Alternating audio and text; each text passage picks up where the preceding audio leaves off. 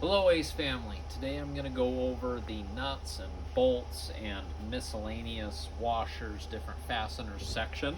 And I'm going to apologize to you right at the beginning because there's a little bit of information. I'm going to try to break it down the best that I can, but do not be afraid to ask any questions. And a customer's going to ask you for some stuff you've never heard of, like a castle nut or a fender washer, or just there's going to be stuff that comes up. I'm not going to be able to cover 100% of the fasteners that are out there. So do not be afraid to consult Google on some of these. If you don't know, that's fine. You can get educated and get into it, but I'm going to do my best job of giving you an overview and making sure that you know how everything's organized and how we need to help customers. So that being said, we'll get right into it. On this side of our nuts and bolts, we have these red boxes. All of these red boxes are metric, and everything else is standard for the most part in our store. So that's really important at the beginning because there's basically two different types of bolts that we have in our store. We've got metric and we've got standard, and the organization is similar between them. So I'm going to use the standard ratings just to explain this real fast. On a standard bolt, and what I mean by standard is SAE, or everything's in inches. They're all equivalent. They're all kind of the same thing. In a standard bolt, there are different grades that are the hardness of them. So a grade 2 is something that we don't have here, but it exists, so I'm going to go over it. So a grade 2 bolt is actually meant to shear off or break. Sometimes bolts are made to break, and they're common in agriculture that we have around here.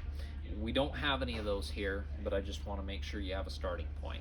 The next one is a grade 5, and that is like a standard bolt. If someone says, I need a bolt, 90% of the time, 99% of the time, it's going to be a grade 5. The next tier, so that's a medium hardness, it'll break, and then the next tier is a grade 8. That is the strongest of strong. It is hardened. It is, if you break one of those, there's not really a whole lot else you can put in there. Grade 8 is super strong. Now the trade-off is you pay a little bit more for those, but they can be fairly close in price. So there's the grade 2 we can order, we don't carry. There's the grade 5 that's just regular bolt, and then there's the grade 8, which is the just super strong ones. And I'll show you those on the shelf, how those are organized. Now back over to the metric side, which we are now. We have they have a again, we don't carry the lowest hardness, the grade 2 equivalent in metric, if you will, but we've got one equivalent to a grade 5, and in metric they call it a grade 8.8, and it says it on the top of the head. You can tell the difference. If you look at a grade 5 and a grade 8, the markings on the top are different, and that's one of the tricks you can use to tell if a bolt is grade 8 or if a bolt is metric or standard. Standard bolts have notches on the top of them, 3 or 5 or 6 lines on them, and metric, they'll actually have numbers stamped on it. So if it's got an 8.8, that's a regular hardness for a metric bolt. If it has a 10.9, which we have over here, that is the grade 8 equivalent for metric. So you know the hardness. Now I'm going to show you how everything's organized, but I'm going to try to do that concurrently with how we need to help customers. So most of the time a customer will come in and say, hey, I need a bolt. Where's your bolts? We say, awesome, right this way. We already said, hi, what can we do for you? We walk this way and we go to these handy little gauges right here. And these are awesome. The red one is metric. The blue one is for standard, our inches, if you will. And what we do is come over here and we can ask, do you know if this is standard or metric? Usually it's standard, but if they do need a specialty bolt, a lot of times it's metric too. So it's a nice mixed bag, but that's why we have both. So the first thing that we'll do, whether we have a nut or a bolt, we can go ahead and we can find the right size in here and find the one that threads in. And what I usually do is when I'm screwing these in, I'll put my finger on the back side of this, because sometimes bolts will start to thread in, but you want them to thread in far enough that you know that they're not going to stop. There are some metric and standard sizes that are very close that you might get one in the opposite 3 or 4 threads, 3 or 4 turns, but it might hit that and go. So you want to make sure you twist it in far enough that you get the full bolt to make sure it's correct for the customer. The other thing that can happen is they can be a little bit wobbly, so it should be fairly tight when you go in, and obviously it'll go in, so if you don't get the right one, you'll just kind of keep going, and it should be loose enough to do that. And I don't know how well this is seen on camera here, but that's not very loose. Sometimes if you do get the wrong size, there are some sizes that are close, they can be extra wobbly, and it just takes time, just takes practice. So once we find the right thread, it'll tell us what it is. So and what that means, what it is the size. So we need the diameter, and then the thread pitch, and then we need the length. So the diameter is pretty easy. Diameter of the bolt, you can look at that, and it's this one in particular that I grabbed is a 14 millimeter. And then the next one, it's got a little X, and it says my pitch on my threads is 1.5. That denotes that it is a fine thread 14 millimeter metric. And so we just follow this, that gives us all the information, and then we can take the head and line it up just like this. It's exactly the same process for standard and metric, and we can see that this bolt in particular is 100 millimeters long. So now we know all 3 dimensions that we need in order to get the customer taken care of. We've got our diameter, we've got our thread pitch, and then we've got our length. The length is not counted on the top of the head, it's only the shaft that we have right here, which is why there's a little notch on the gauge right here. And then if you forget, on the grade 5 or grade 8, again metric, it's going to be a grade 8.8 is kind of the standard, and the grade 10.9 is super strong, it's hardened. It's right here on the gauge too. So these are absolutely your best friend. Use the heck out of these. They're great to get the customer taken care of. One more thing I want to talk about on the gauge, I want your job to be as easy as possible so that we can help customers the best we can. Sometimes if a customer tried to thread a bolt in, we will get a bolt that's messed up on the end, and if you look at it, you can tell pretty well if something's messed up. If you can't get it to go into the metric or the standard bolt bin, what you can do, it's not ideal, but you can get close on the diameter, and you can actually line the threads up with the shaft sticking out of this bin, and if they line up perfectly, meaning the mountains and the valleys of the threads on the bolts, hopefully that makes sense, if they line up real well, then that can kind of help you check the threads without being able to screw a nut on by hand. If you have to use tools, it doesn't really work too well to actually be able to thread those on. So hopefully that makes sense. If not, don't be afraid to ask. So now that you know how to use the gauges, okay, we know what we're looking for with the customer. Now I want to show you the organization of these so that you know right where to look. Okay, so within the metric, our packaging's real easy. It looks good. Pull these drawers out, and sometimes we have spares behind them, sometimes we don't if the customer's looking for a lot, and we can order just about anything. So if we don't have it, please offer to special order stuff, even if it's could be a few bolts, could be hundreds and hundreds of bolts. No matter what, we want to get them taken care of. The initial lead off on the metric, these are the regular regular bolts, the grade 8.8 bolts, and they just go in order all the way across right here. And these are all the coarse bolts. It says right in the middle on the boxes that they're regular coarse thread. So again, we go back to our gauge. It tells you coarse or fine. So we know that we're looking for coarse. That's grouped together. The next layer we have over is the fine thread of the same thing, the grade 8.8, and it's a fine thread. And then we've got the bolts, or yeah, we got the bolts, then we've got the nuts. So when we get into nuts, they're the same thing. There's coarse threads for the coarse bolts, and there's coarse nuts for the or fine nuts for the fine bolts. They have to go together. Let's see. So it says it on the box again. Coarse goes with coarse, fine goes to fine. A regular nut is a regular nut. There's not a whole lot to it. It will thread completely on, no problem at all. And then we get into lock nuts. So lock nuts, coarse and fine too. Those threads are gonna interact.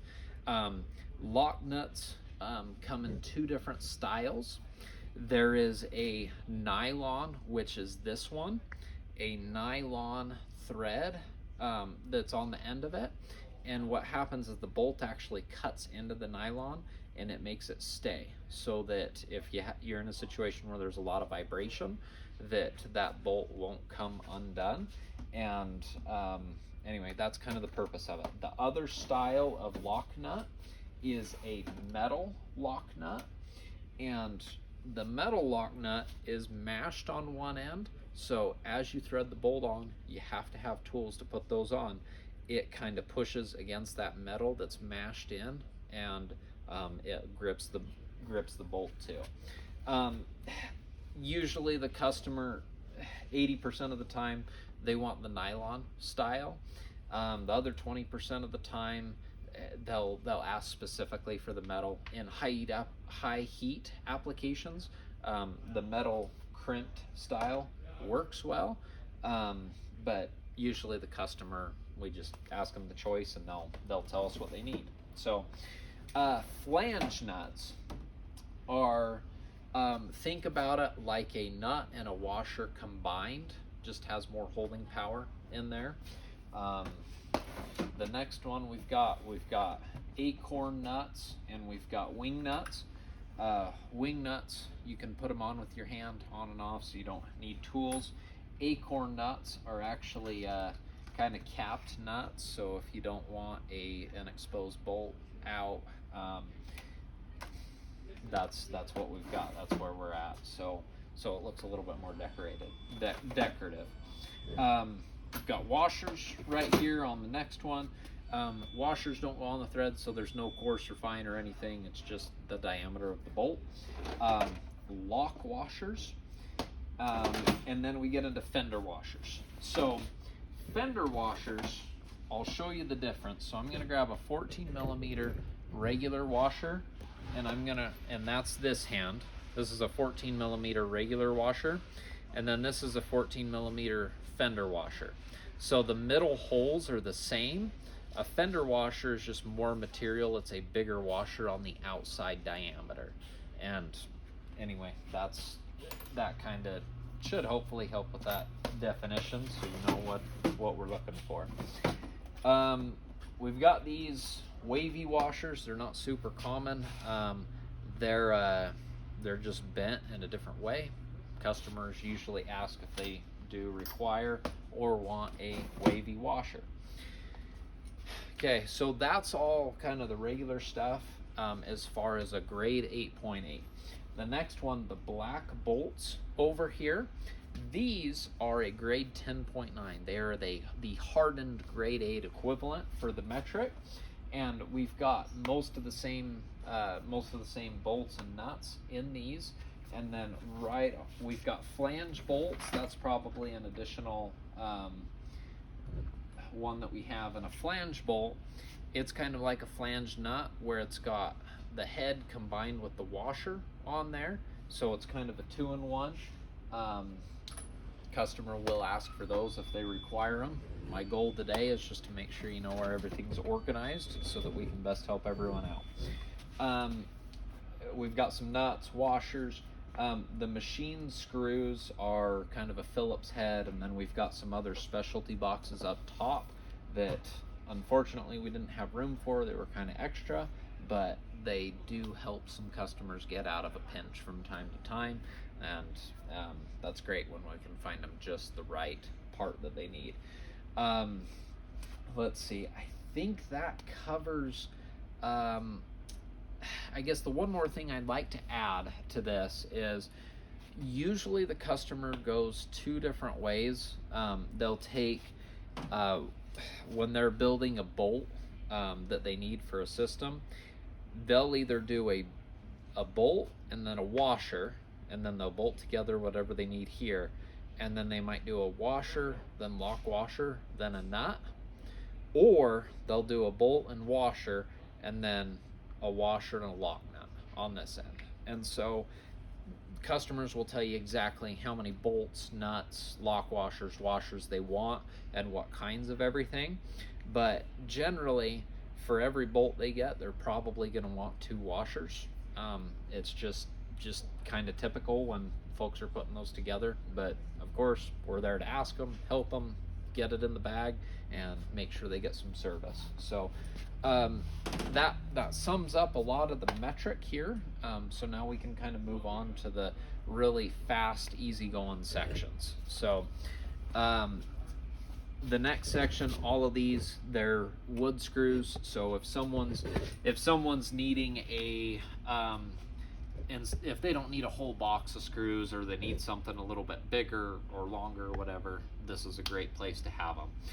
In these big boxes for the screws, what we have is we've got the individual ones right here, and we get our individual price, and then we've got a box price and part number and whatnot. So in our store, we've got the codes all combined. It is grade 5, grade 8, miscellaneous, stainless steel. We'll get into it, but they're all under one thing, so it doesn't really matter what we type in as long as it's the correct price and quantity that the customer's getting. So when we open up these drawers, they do come all the way out, but we've got the individual screws right here at the individual price, and then we've got the boxes behind it if someone's needing a larger quantity. The great thing about the larger quantity is a few things. The customer saves some money doing that, and then they get enough for their project. So usually we should be pulling that back if they do need that bigger quantity. If there's a few, under 10 screws in one of these bins, and a customer's needing 12 or 14 or any more than that, by all means, open this box, dump it into where it goes, and we'll get another box ordered. But we want to make sure that that's all we do is when we do run out, we just pour the new box from the back in so that we can have it full for the next customers to come. So the next screws that we have are lag screws. And lag screws are real popular in construction when people are working with big lumber. They've got this nice big heavy tread on them, and they're all right here, all sorts of different sizes. These bins are, we have a box in some of them. Some of them are too full to actually have a spare box. But if someone wants a full box, by all means say, yeah, no problem, let me grab a tray. So this one is one where we don't have a full spare box. So if they're like, oh, I really need a box of those, well, great, let's find a box in the back, let's count them out and get them the box price so that we can get them taken care of and enough quantity for their project.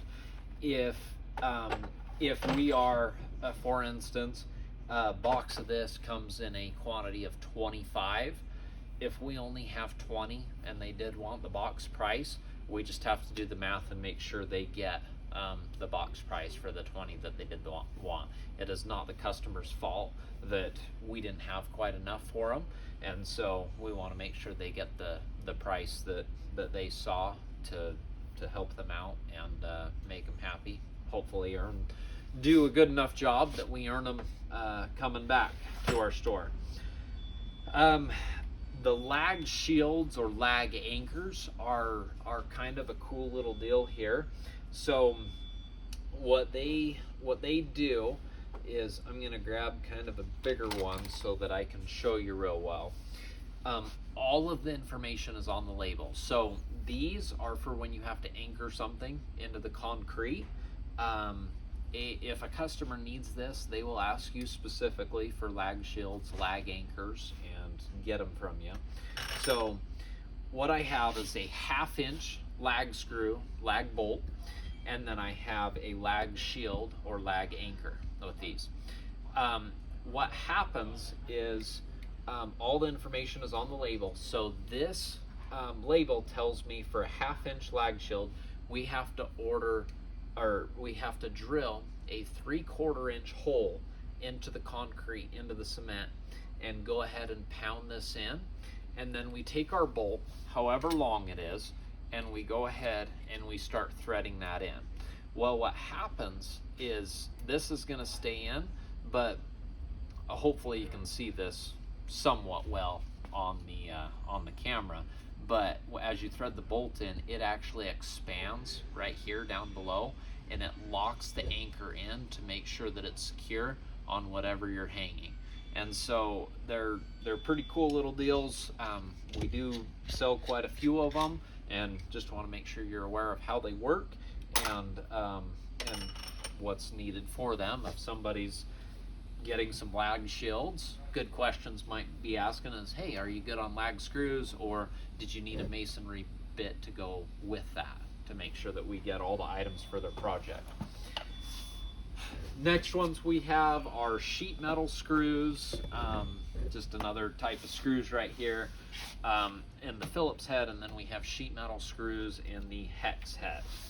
Now, for the next one here, we've got self-drilling, or very commonly self-tapping screws. And self-tappers come in Phillips head, and they also come in hex head. The hex head is what we sell 90% of the time, 95% of the time. The Phillips head, they strip out more easily, and but they do have a nice finish. So if somebody's going to be catching it, the only time you really use the Phillips is if something can catch on that screw head. If there's no risk of that, they're going to be using the hex head, and that's just because they go on so much easier. So we sell a ton of these. When you pull these out, we don't just have one box as a spare. We're going to have at least 2, maybe 4 in some of these, and we'll pull these out and we can get them a box. A lot of people want a box. It's something that you go through very quickly, and anytime you're doing a sheet metal application, going into wood, going into steel, they're really fantastic. So this starts to get into some sizing too. So when we talk about a number 6 screw, it's a fairly small screw in diameter. And then I'll grab you like a number 14, and we're talking diameter, not length. So that's a number 6, and that's a 14. And so there's everything in between. In even numbers, we go 6, 8, 10, 12, and then it goes to 14. And each head is a different size on those, but that's just how those sizes go until you get to the 14. And then they start to go in, normal sizes, 1/4 inch, 5/16, 3/8, and so on.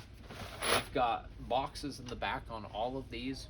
And the other thing that happens sometimes is so our procedure is, when we put this freight away, we check it off and we put a sticker on the box, and then we put it away. Well, sometimes the prices do go through an update, and the sticker on the front of this might be a little bit more than the sticker what's actually on the box. We want to make sure we honor the right prices, and if we have a price tag wrong, it's our fault. We usually just go off of what the box says, and then when we order the new box to replace it, we've got the right sticker on there for the future. So just be aware of that, so that we don't have any discrepancies or issues with the customer. Not a big deal to change that to what it needs to be. Over here we get into machine screws. So they all have a Phillips head on them, and a machine screw, they're just real fine screws, so anything beneath a 1/4 inch. We do have 1/4 inch machine screws too, but 1/4 and smaller are generally machine screws, and so they're just smaller screws with different threads. We've got the washers and the nuts to go with them, and that's all right here. So I think that pretty much sums up this side. So now we can shoot over to the other side and go over the rest of this stuff. Okay, now we're back on the other side here. So the other side, we've got metric, all those screws we just went over. This side right here, we've got all of our standard stuff, and the fasteners that go along with it. So to start, we'll do the big chunk first, the easy stuff.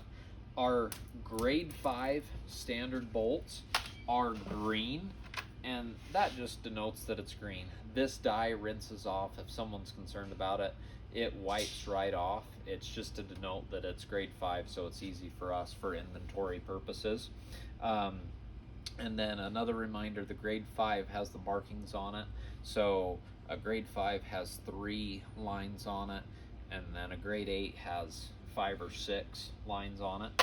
But everything's organized by a diameter, by length, so it's real easy to go through all of these, get the right size for the customer after we use our bolt gauge, of course. So all of the bulk stuff is a coarse thread that we have, and then we get into some of the specialty stuff up top. So that's what I'm gonna do. Right here, these navy blue boxes are fine thread standard screws. So if someone's after happens to be a fine thread, one of the applications that's fine thread are the threads on the ball of your hitch. Those are usually a fine thread application. It comes up, not very common, but these are the only bolts that we have that are fine thread. Everything else over here is coarse thread, and we've got the nuts right here that are fine thread to go with them. Everything else is coarse, just so we're clear. Right here, these are coupling nuts, and basically it's a very long regular nut, and they're very popular when someone's working with all thread, and all thread is basically a bolt that might be 3 foot long or 6 foot long, but it's nothing but threads, so that you can cut and make what you need. When you're putting those together, these coupling nuts are very handy. Right here we have square shaped nuts. If a customer needs those, they will ask specifically for them. We've got some machine screws here. These have a little bit bigger head than the ones over in the corner, but they're right here, can make you handy. Pause it. All right, and we're back. So have a little bit bigger head on them, Phillips head. We try to add these too, so if you're getting asked for something over and over again, tell us something so that we can make sure to have it and have it be part of our set. This is one of them that we added. Some people call them Christmas tree clips, some people call them push-in fasteners, but basically what these do is they're very common in automotive applications. What they do is when you have some fabric or something and you have to push something in to hold it, they're kind of like a zip tie bolt. You just shove those in and then it holds, and you basically have to cut them out if you need to get them out. They're very difficult to get out, but these are absolutely handy, very common in automotive applications. Okay, moving on. These right here are flange bolts, and flange bolts, same deal as the metric. You have basically a bolt head with a washer attached to it, and these happen to be grade 8. So you can use grade 8 and grade 5 interchangeably. with the metric, with the standard, both of those, if let's say we have a grade 5 and someone we didn't have quite enough, and the customer needs to get their project done, by all means we'll give them the grade 8 stuff at the grade 5 price so we can get them taken care of. It's not the customer's fault we ran out. We'll do the best that we can to do that, and if they're buying that many bolts, hopefully we'll get a refill and they'll be back to buy more from us. Plow bolts right here.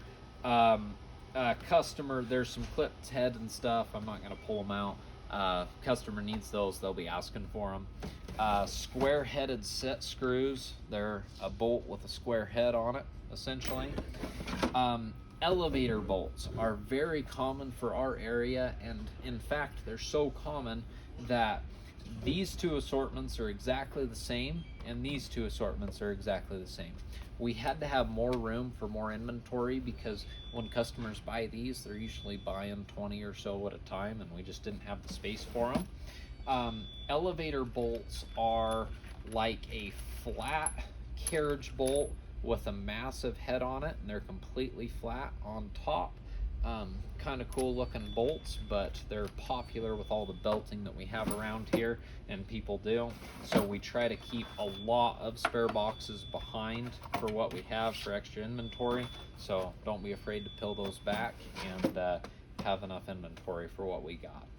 So now we've got kind of the bolts done on this side. We're going to move on to more of the fasteners over here.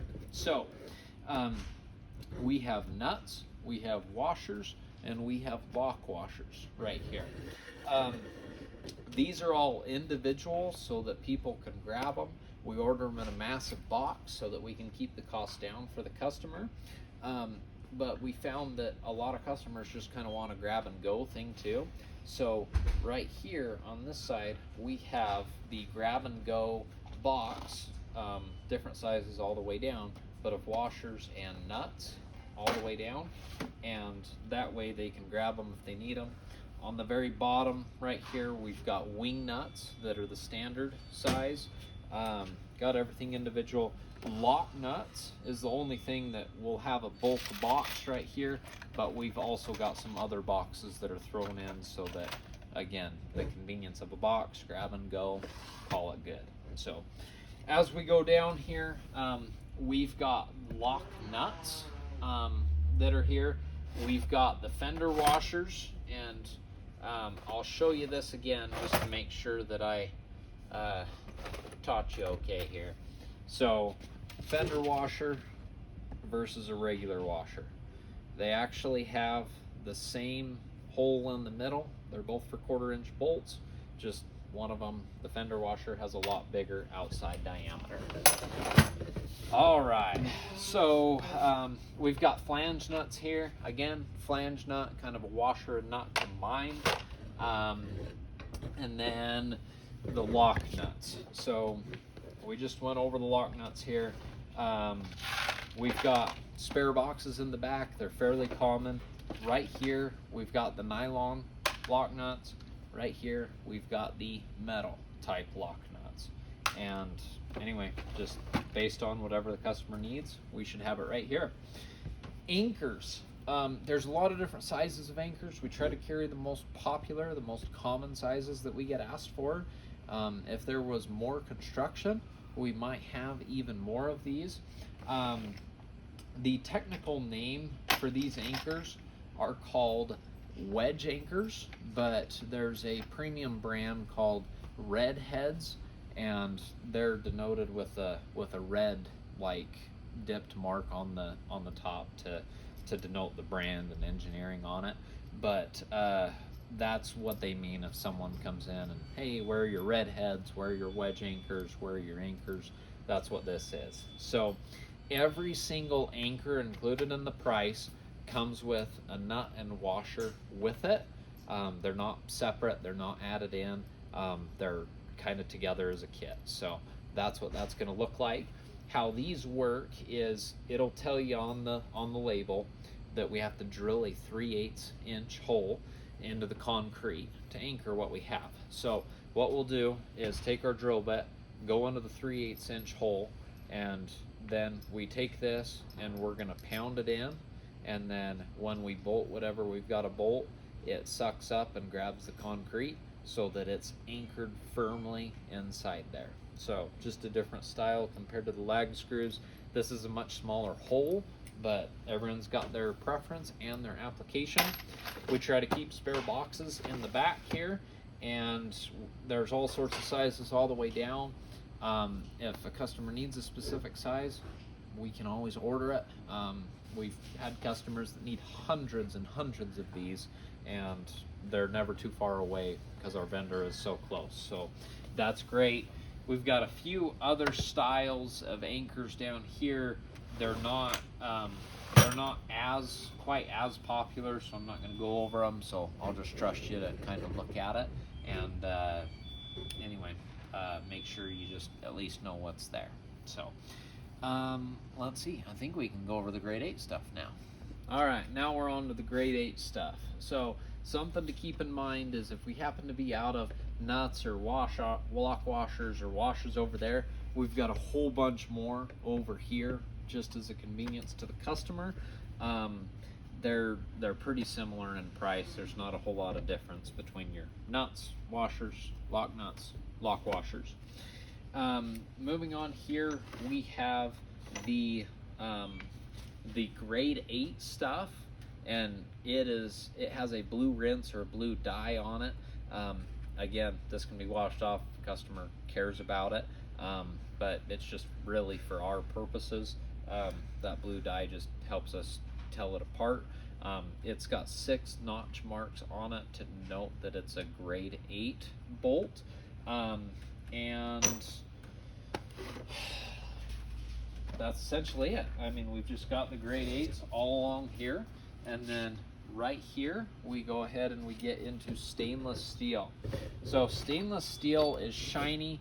It's a lot more expensive because of its corrosion resistance. Just the raw material is a lot more, but it is identical. We've got lock washers, we've got nuts, and then we've got all the bolts. With how much agriculture and chemical spraying there is in our area, the stainless steel stuff is very popular for us, so that's great.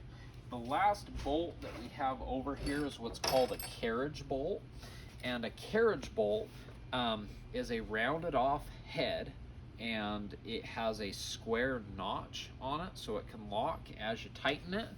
And I should have thought about this before the video started, so we're going to turn over here and I'll just show you one of the things. Because it's halfway rounded, it would go through something like a shelf real easily, and there it locks so you can thread a nut on there, but that would be an example of that. When you look at it on the other side, it's got a very nice clean look on it, so that could be an application if we were hanging something or whatever, just to give you a good idea on the carriage bolt. So same deal, same sizes, 1/4 inch all the way up to 1/2 inch on the carriage bolts, and again, there's a lot more available. We've got some more stainless stuff and a lot more specialty stuff right here. So we've got a few clevis pins right here. We've got some machine screws. We've got some stainless steel self-drilling screws and some other specialty screws. We're in this section a lot just because we might not have a regular version of it. So we've got stainless because it's a little more specialty. So if a customer's needed a few bolts, the cost isn't a big deal, and we can go ahead and get them taken care of with the exact head that they need for their project. We do get into set screws. These get put in with Allen heads, a few more machine screws. So if someone's after some longer lengths, these can definitely come in handy. Socket cap screws. I'll pull out a bigger one to show you. They're both put in with, so this and then, let's see, a set screw. These are both put in with an Allen head on the top, but they're completely different uses. customer will tell you which one they need, have it in their hand usually, so that does come in handy. Just again, trying to make you aware of how everything's organized. Right here we've got some specialty nuts, specialty washers in the stainless steel stuff, and then we kind of get back into our green miscellaneous boxes. And this is where we find a lot of items too for the customers. So we've got a lot of Woodruff keys. These shaft collars are popular for an ag area. They have a set screw in them on the top, and they secure something on the shaft. We've got hitch pin clips that are these guys. We've got a few more in the corner over there too that are in bags, but these are singular, so customer can buy however many or little as they want. Grease zerks right here, standard and metric, so that we've got the right ones, and they're individually, because a lot of times you only need one or two zerks. We've got some square machine keys in metric, and then we also, on top here, just kind of miscellaneous, we've got some shaft and 1 foot sticks here, and this is common for sprockets and whatnot. If someone needs a piece of square shaft or machine key, they'll tell you. Usually this is just cut to fit as far as application is concerned. A few retaining rings right here. I'll let you go through this, take a look at them. Let's see, tension pins, linch pins, and then cotter and keeper pins right here. These are super popular too. You'll get very familiar with that area. Just in summary here, just want to make sure that you know where everything's organized. Do not be afraid if you have any questions.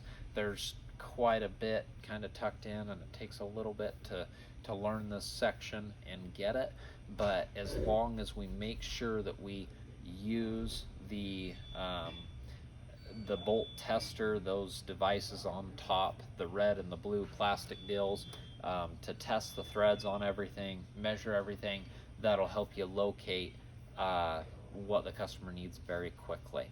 And then usually they've got an example of whatever they broke, if it is a keeper pin or a shaft collar or whatever, and say, I need more of these. Well, we'll just take them right here, get them taken care of, get them a bag if they want, and send them on their way so they can come back in for another project. So as always, let us know if you have any questions, and thank you.